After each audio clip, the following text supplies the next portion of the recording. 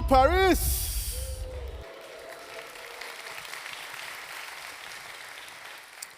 Je parle français un petit peu. My mother was actually an English teacher, but she didn't teach me any French, so I don't know any French at all. So I'll speak for the rest of the time in English. So, hello everyone. I spent part of the last 2 years building AI applications in B2B SaaS, and I want to share with you some of my reflections and lessons. Everyone here will be working in AI in some form over the next few years, so hopefully this will prepare you for what is coming. My name is Oji Udezue. Like Axel said, I am a product manager. I am also a product and design leader. I am also a founder, a mentor, an investor. Lately, I'm writing a book called Building Rocket Ships with my partner. And this is really about focusing on building next-generation products, whether it's consumer and B2B SaaS, and what product managers should be thinking about over the next decade.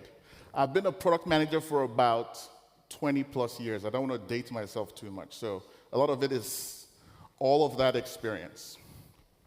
So I want to talk about AI, so let's go back a bit, right? AI has been around for some time. If you've been around our industry, you know that people have talked about natural language processing. We've talked about machine learning for a very long time, the last 15 years, right? But why does it feel different today, right? Now, let's talk about NLP. When I was at Microsoft, NLP was used for speech recognition, things like Google Translate, pen computing, recognizing handwriting. Machine learning is different. It's used for categorizing large amounts of data. At Typeform, we use machine learning. Based on the questions you wrote for your customers, we could predict how long it would take for them to answer those questions based on machine learning. And we would put the time for completion in the form.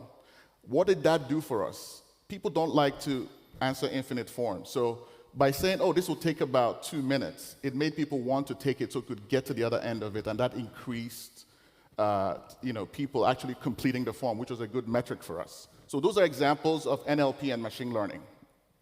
But that's not what's transforming the world today. What's transforming the world today is transformer-based AI. It's basically a version of neural networks. That's what's happening. That's what's changing. So let's talk about a little timeline. Neural networks had a technique that had been invented in maybe like the 1950s. In fact, a friend of mine who's a reporter wrote an article about this in Business Insider in the US recently. 1950s, Dartmouth, first early paper on neural networks. But by the time I got to my PhD program at USC, University of Southern California, in the 2000s, neural networks had topped out. They weren't working anymore. One key test for neural networks is vision. Humans are really, really good at vision. We can recognize faces. It's how we've evolved. And neural networks were not able to beat humans at picture recognition. It was so hard. We thought it was going to be impossible. But what happened in 2017, 8 Google researchers wrote a paper on transformer-based technology. This became the foundation of the large language models that we have today. Once they wrote that paper, we understood, based on their techniques, that it would be possible to exceed humans with AI. And so for the next 5 years, that's what we've been trying to do. It all started in 2017. Now, the problem with that paper was that it implied using a lot of data and a lot of computing, a lot of CPUs, GPUs to get there. And people were afraid that we didn't have enough. It was 2017. Well, fast forward to 2020, fast forward to 2022. NVIDIA is building GPUs that are very capable. We have ways to crawl the entire internet. The internet contains maybe like 10 to 20% of human knowledge, mostly from the OECD, putting stuff on the internet. It doesn't have maybe Icelandic data, Aboriginal data. There's a lot of data that's not on the internet, but it has all of that stuff. And because of that, OpenAI, starting in 2015, starts to work on this problem. GPT 1.0 is born, GPT 2.0 is born, and by the time we get to 2022, we get to GPT 3.0. And then it gets really real, because this intelligence can start to approach humans. So everyone remembers DALL-E 2, all of those things that started to wow us in 2022. Now, at that point, people realized they could make a lot of money from this. In fact, I predict that OpenAI might be the first $10 trillion company if they do their things right. And they took some of those models, which were open, private, so they could make money off of it. And so now, if you look at the best foundation models, most of them are actually private, right? We have Mistral here in France. We have Llama. We have all these open source capable models. But the best ones are private, and that's what's happening. And the next thing that people are trying to do, even though open source models exist, they'll probably be open and closed. People are trying to do AGI. Does anyone know what AGI means? Okay, a few people here are super AI curious. Artificial general intelligence. There are not many, or I guess there are many definitions of AGI, but maybe the most important definition is AI that can maybe create new knowledge, find a new cosmological constant, create new science, that intelligent, basically things that only a small fraction of humanity can do. We're not there yet, but people are afraid that we'll get there very quickly. Now, a few key ideas I want to talk about very quickly before we move on. In our technology space, in the space that you are in, PMs, things are going to change very, very quickly. Computing will change dramatically. Even now, we know that we are going to be processor constrained for a very long time, energy constrained for a very long time. People are desperate to build these data centers to fuel large language models. But it's not just that. Even if AI doesn't take away every job, they won't, the AI means that fewer people are needed to be productive, right? If you're a PM, maybe you can do twice as more, 3 times as more, right? And so what will happen? Either there'll be fewer of us, or we will start to do higher order things, which is how humanity usually responds to that. But what are the implications for policy, for social security, and so on and so forth? So this is going to change society. Science and research is going to change, right? Before, how we used to do science was that we'll come up with a theory, string theory, whatever it is, and then we would use experimental physics or experimental chemistry to confirm it. But recently, there was this thing that happened where people are working on fusion, clean energy, hydrogen-based energy, right, in reactors. And it's a very unstable reaction because it requires superheated plasma. But they ran it through a foundation model, basically an LLM, a transformer-based model, and the transformer-based model figured out the most stable version of that reaction. We didn't know the physics behind it, okay? So it worked, and then we had to reverse engineer the physics from it. So experimental science is going to go through a whole new way. People are figuring out how to fold proteins and so on and so forth without actually knowing how it works, because foundation models, transformer-based models are sometimes opaque. And so science is going to change. Maybe the most scary thing that changes is defense, right? For the last 5,000 years, winning a war is about overwhelming force or technology. But eventually, everyone gets the same technology, so eventually everyone has to fight and get to an armistice, negotiated end of a war.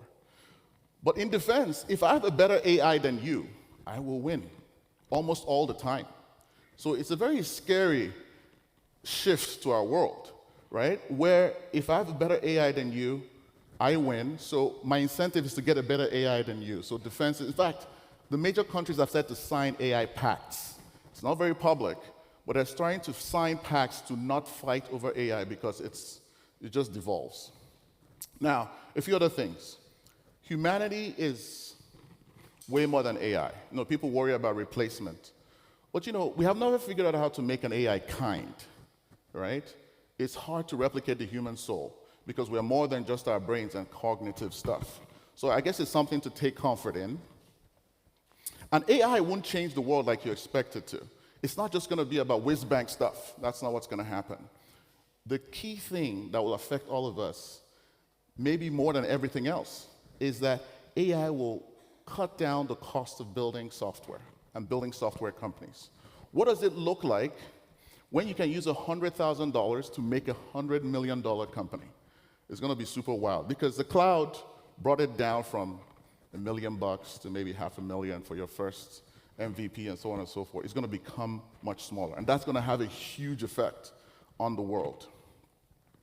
Now, what is missing from AI, from transformer-based AI? Like I said, the internet has maybe 10, 20% of the world's knowledge. But what you really want is an AI that has 100%. It knows knowledge from forgotten cultures, from Asia, from places where we don't know the language. That's what you really want. And that part is going to be really, really hard to do. That's the last mile of AI. So hopefully I haven't scared you too much. I haven't scared you too much. I've told you some positive things and some things which you're concerned about. But I want to talk about an idea. And I'm going to use some of the stuff that was announced this week on Monday by OpenAI and by Google. Transformer-based large language models will make software stacks obsolete. All right? What happened on Monday? On Monday, OpenAI announced for Omni. Okay? It is an AI that will converse with you, check the tone of your voice, look at your face, and react in real time. And the latency is nothing. It's just like a real human being. It reacts as fast as talking to you. What does that mean? Siri is immediately obsolete, right? How much do you think that Apple has spent on Siri over a decade? How much money? Just throw out some numbers. How much? $1 billion? Probably, right? It's probably about $1 billion. How many lines of code in Siri do you think? For those who have engineering backgrounds. Thousands, right? At minimum, maybe millions. You can build a better Siri in a weekend hack after Monday, even though they've spent $1 billion and millions of code. Isn't that a little scary? I think it is. So transformer-based LLMs are going to make stacks obsolete. Old cores, even Google, is rebuilding search. That's what they announced on Tuesday. They're rebuilding search. How much have they spent on search technology? How much do you think? Does anyone have a guess? Throw out a number, come on. Tens or hundreds of billions of dollars, right, on search. They're rebuilding it around AI. So there's this idea that all the, code is very fragile. For those, I have a master's in computer science. So for those who understand code, it's really handling a lot of manual edge cases. That's what it does. Code is many if statements, handling a lot of edge cases. When you put LLMs at the core, you don't need that code because it handles it for you much more smoothly. Now, there are precision issues, but that's what it does. And then LLM at the edge is the idea that some people will try to retrofit code around the existing code base. And so there's this idea that people will build native applications and people who will just try to window dress applications. Okay, let's talk about going native. When there's a new paradigm shift, like AI, or like the cloud, or like mobile, the first thing that happens is that people start to play with it in the early days, start to try to build and retrofit old applications. When the internet came, people started building internet-enabled desktop applications. But they were eventually useless. Right? What was valuable? People started building internet-native applications. They started building Salesforce, web only, right? They built Twitter, right? All on the internet. They built things like Shazam, things that were not possible before. So it takes time for people to start to paint with new mediums like AI in native ways that are going to transform the world. And that's the trajectory that we're on. It's been 3 years. People are learning how to do it. I will tell you in a few minutes how we try to do it with Formless. And I will play a video when we get to that point. So, a couple of examples. Today, when I use Notion, they put a little bit of AI into it, ask the AI. I don't love that thing because sometimes it takes as much time to do that as just a few clicks. I call that LLM at the edge. It's not native. It doesn't feel native. But in the meantime, there's some really deep applications like Copilot, all the agent technology Google announced, right? Formless, which I will share with you in a second. It's all LLM at the core. They're ground up AI. And in your work over the next few years, you are going to have to make decisions about, are we going to build a native AI application? Are we going to put AI, sprinkle it all over our existing code base? It's going to be a very critical decision you have to make. Remember, LLM at the core will be faster, will be better, will be lower code, it will be cheaper. And if you sprinkle a little bit of AI on your code, it might not actually stand the test of time. But there's a science to it. Now, before I jump into Formless, who's been a PM for more than 10 years here? Okay, a few. More than 5 years? Okay. More than 2 years? Okay. All right, cool. So I'm going to say a principle, right? I'm going to say a principle that is very important for us to understand how to build AI applications. Everything is a workflow, okay? In our world, we've sort of talked about, when I started as a PM many years ago, we wrote specifications. That's what we call them, specs. And what specs were really were how software should work and should behave. Not really about the humans. It was how software should behave and how humans should use it. We dictated what people would use. We're like, we think it should work this way. You make it work. It was people for technology, not technology for people. Eventually, we moved to use cases. And use cases were about how do people want to use this software? But now, after spending a lot of time as a product manager, what I really understand is about workflows. Who has heard about jobs to be done? Right? The term jobs to be done? All right, fantastic. A workflow is a series of jobs to be done that are in a flow. Think about, as a product manager, what you do. You walk into work, and you run meetings, you do customer discovery, you talk to your team, you over-communicate, and you talk to the business, a few things. All of these things are workflows, right? But if you dig into those workflows, there are multiple apps you're using, things that you're trying to get done. It turns out that workflows are really durable. They work. You wake up in the morning, you have to get ready, you have to get in a car, you have to go to work. You go to work, you're a salesperson, you have to reach out to your customers, you have to communicate with them, you have to report to your management. And really, all software is technology-assisted ways to do your workflow. This is why I tell PMs, if you really, really want to understand your customer, ask them about their goals and the flow of their day. Don't just hone in on one thing, right? Because you might miss the forest for the trees. You have to do the workflows. We've had 50,000 years of recorded history. It turns out, AT&T, T-Mobile, Germany, same workflows. Like Facebook is like super AT&T. It's like the communications platform, the directory, all the workflows are the same. You will see from age to age, as technology changes, people are replicating the same workflows.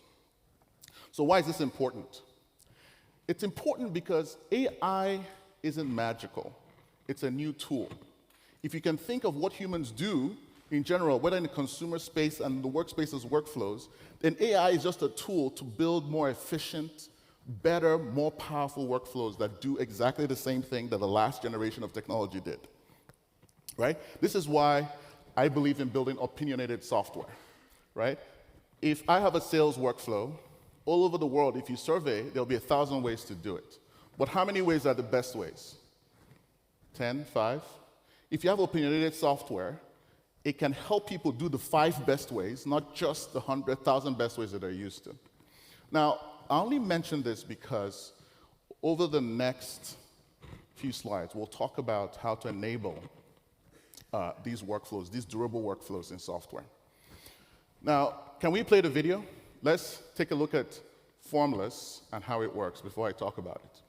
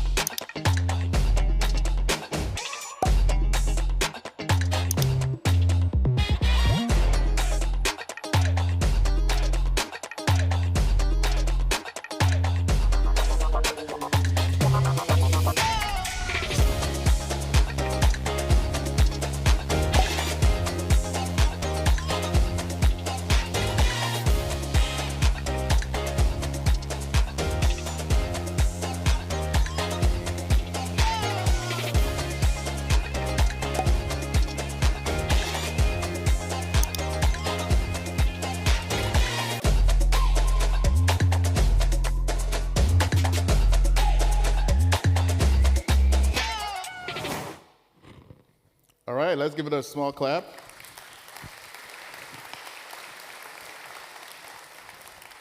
So let's talk about Formless. It's 2022. I leave Twitter. At Twitter, I led product management for all of the communications apps, tweets, audio spaces, DMs, creator tools, all that stuff, right? And I leave. Elon Musk is coming in, and I don't like that, and I leave, right? And I think I'm going to do some venture stuff. No one should ask me about Elon. I'm not going to answer those questions. And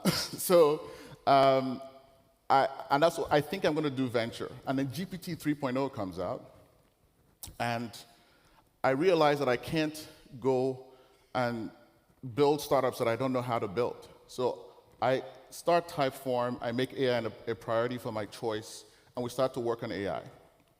Now, when I get to Typeform, there's a gift waiting for me. The co-founder, who was the CEO, is no longer CEO. He's handed off to someone else, who's my boss at the time, and he's created Typeform Labs. Now, Typeform Labs is basically a small team working on new products, new ideas. And they're using AI at the time. They were using AI since GPT 2.0. And I come in there, we're working on something that's off strategy. I said we have to be on strategy. And the thing that we started to think about, especially when GPT 3.5 came out, is how do we rebuild Typeform? How do we create a Typeform that is native AI, right? And that's the question we asked ourselves. And we had some key decisions to make. Is this something we build into the old Typeform? Or is this something we build anew? So we came up with a few principles. We decided that we would disrupt ourselves. We decided that we would build something new. We didn't say that we would ship it. We just said that the way to learn the fastest, the way to learn best, is to imagine that we would disrupt Typeform. Because we knew that there are people in the world who are trying to beat Typeform with AI. And why would we wait for them to go do that? The second thing we had to do was, what is essential about Typeform? What makes it great? And how do you translate that to AI, right? The things like no-code design, it's very beautiful and conversational. The interaction is amazing and feels well-designed, right? And then finally, the data. If you're going to have a conversation, how does it become data? How do you do APIs? How do you do, like all these data calls and extract clean data from it if it's all a conversation? So we had to, and we started to uncover many hard problems. Problems like consistency. AI, because it's transformer-driven, text-driven, it's not consistent. One person asks one thing, they get a response. Someone asks something similar, they get a different response. How do you test for that, right? How do you make it predictable? How do you make it not hallucinate, right? These are all problems that you will find once you start building AI applications. And the industry, you have to figure out how to solve some of those problems. And we started to solve those problems. Even business problems were hard. Pricing. When GPT-4 came out, it was very expensive, right? But we needed it for 10% of the app, and we needed 3.5 for the other 90%. How do we price that, right? We knew that the price would come down in 6 months. We didn't know when, but we wanted to get out into the market. So there are both technology problems with building for AI, and there are business problems. And maybe the last one is, how do you not be disrupted by the foundation models, right? If everything you do is a thin wrapper on a model, the model can beat you. If they release your product, you're dead. So how do you deal with that, right? And it turns out the answer, by the way, I'll give you the cheat code, is for Typeform, we had billions of responses, proprietary data. We are the only ones who had it. So turning that into its own mini model and adding it on top of what we were building turned out to be a plausible way for us to build a moat. Because OpenAI doesn't have that data, only we do, if that makes sense. But these are the kinds of things you have to think about. So some personal stories.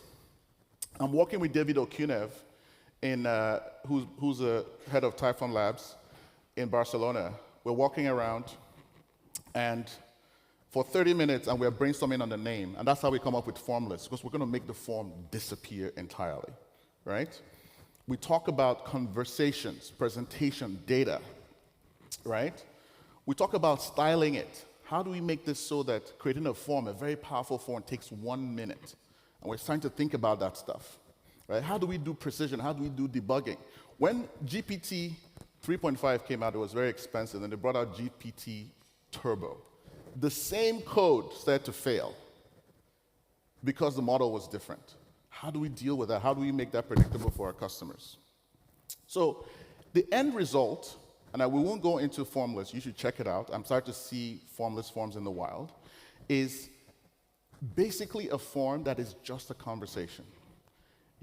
We ask it to get the data from our customers, have a conversation with them in their language, make sure you pick up their name and this and this and that, or just have a free-form conversation. So Formless can have 8 billion personal conversations with 8 billion people in the world with the same instructions, depending on them. You can start with voice and continue with text. You can speak French to it. It will speak French back to you, even if it started in English, which feels completely amazing. Feels like a game changer. But we did not forget Typeform. Now, Formless is AI at the core. It is just born out of AI. We reimagined the entire thing.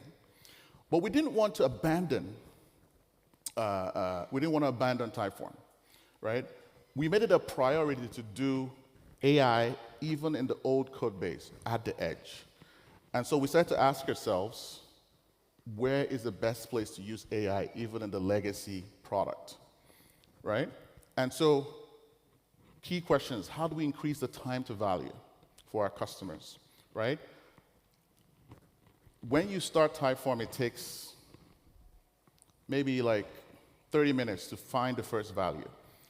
With AI, we turned that to 5 minutes because we would ask you some questions up front.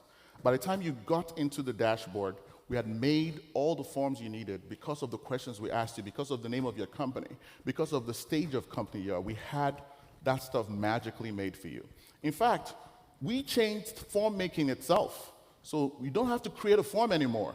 We ask you, what kind of form do you want to create? Remember, what it takes to make a really sophisticated form, a lead generation form that does scoring and marketing inside with complicated rules, maybe an hour.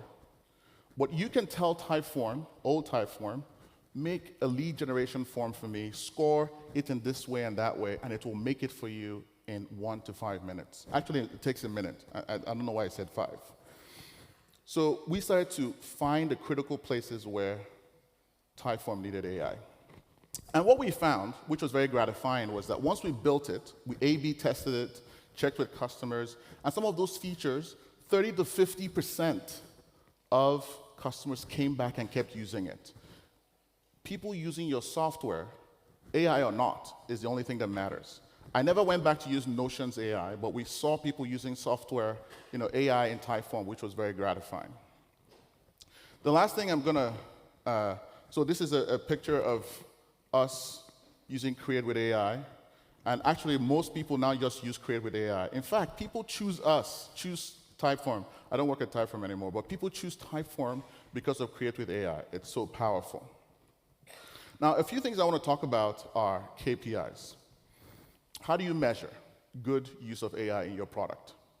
Well, first of all, I'm going to say don't dump all your KPIs, your PMs, all your KPIs, especially if you're using your legacy code, matters. So don't dump them because workflows are durable. But you need new KPIs to measure how AI works.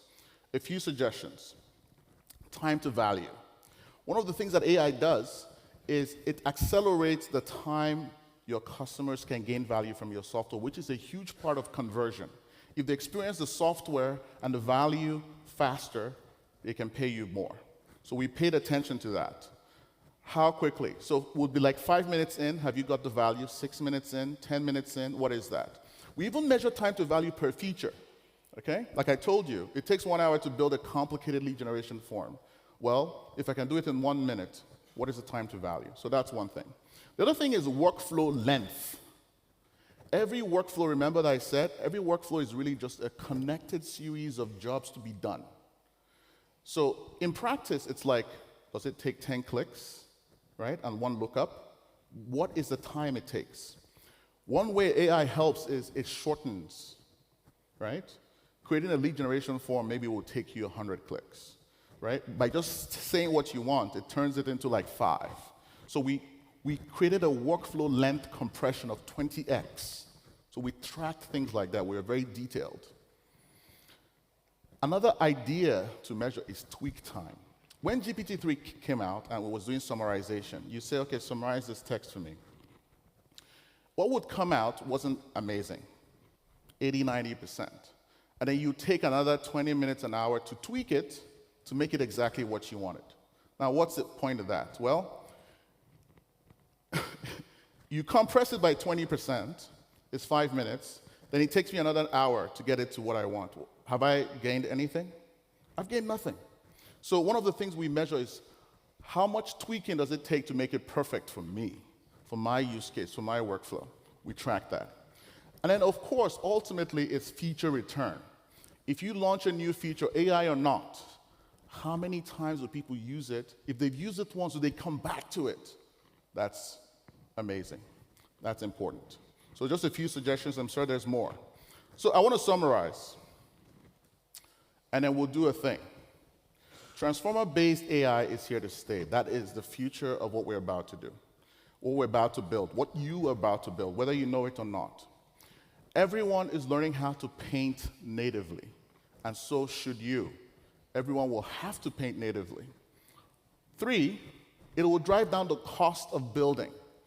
You will be able to build much more complicated, much more powerful software in way less time. And this is going to be transformative. It's going to be transformative for PMs, for everyone in R&D, for investors, everyone, right? It's going to be a sea change. What does venture capital mean when you need only 50,000 euros to build a valuable company? It's quite interesting.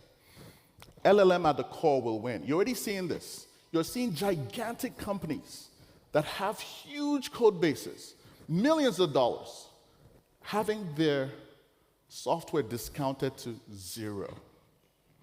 All in 3 years. Incredible.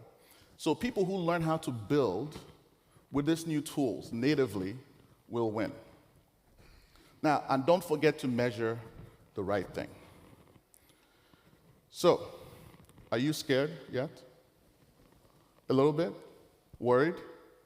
So, one of the things that I try to do, because even I don't know all the things about this, I'm super humble. Every time I walk into an AI conversation, I'm like, what can you teach me? Even though I've spent 2 years building about it, what can you teach me? And everyone should have that attitude. There's a lot to learn. So the thing that I want you to do right now is to take a quick pledge. Can you raise your hand, everyone? Just raise your hand. I'm not going to make you say anything crazy. Just say what I say. Say, I will understand the technology behind transformer-based AI. Say it. I'm going to repeat myself. I will understand the technology behind transformer-based AI.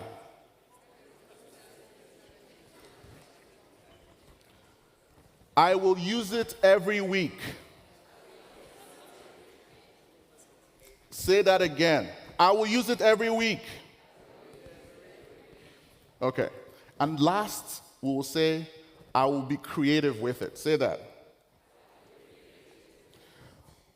Look, I meet many PMs who I ask, what is an LLM? And they don't know. That's why I went through the history. You should know. Go read the paper. What are you doing with your time? Don't watch that show at night. Go read the paper. You need to know what it is. Let me tell you something. Basically, it's not about replacing people. It's about outrunning the bear. Have you heard the joke about outrunning the bear? Right? If a bear is chasing you and your friend, you don't need to outrun the bear. You need to outrun your friend. Right? Because it'll catch him first. So you all have to be experts. The future of productivity, the future of work depends on knowing how to use these tools to make your workflows better. Not just as a PM, but almost in your personal life. And so that's what I want you to be prepared, to be committed to doing. Sam Altman has a tweet. He talks about exactly this. work, productive work, making wealth will depend on using these tools smartly. Not being victim to people who use it, but being the people who use it. And so with that, I want to say thank you. Follow me on Twitter, Substack, whatever. The book is coming out in the fall. I'm not here to shill the book. I just think it'll be an amazing book. And thank you very much.